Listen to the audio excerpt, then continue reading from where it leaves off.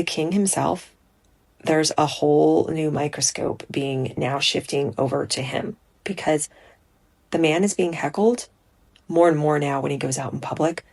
And not only that, but there are some really, really disgusting associations that King Charles has had in his past, in his own behavior, that I think more and more people are going to start talking about.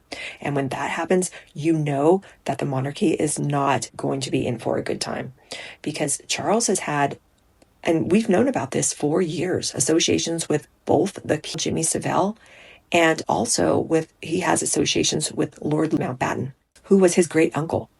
And many say he was the most influential figure in Prince Charles's early life and his adult life. Charles himself described Lord Louis Mountbatten as an honorary grandfather and a second father. And this was the guy who was famously advising Charles to sow his wild oats and to be discreet in his affairs. And he was lending out some of his residences and properties so that Charles could carry on affairs with Camilla when she was married to her first husband, Bowles. And this guy, this Mountbatten, he died in 1979.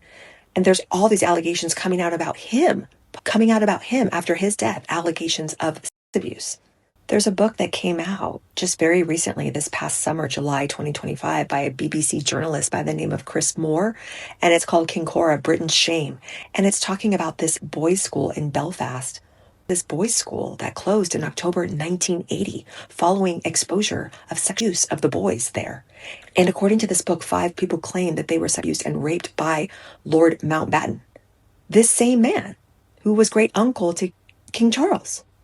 And this author, Chris Moore, spoke to 3 of these victims, and they all alleged that they were taken to this castle of Mountbatten's in the summer of 1977 and were abused by him. And 2 of those boys were living at this boys' school at the time.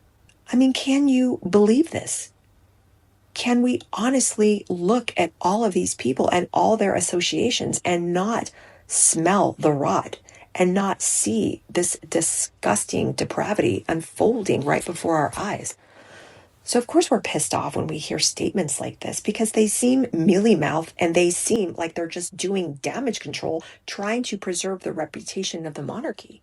It seems like that's what they're more concerned about, preserving the reputation of the monarchy and not so much really addressing what's going on. You must pay for everything in this world one way and another. There is nothing free except the grace of God.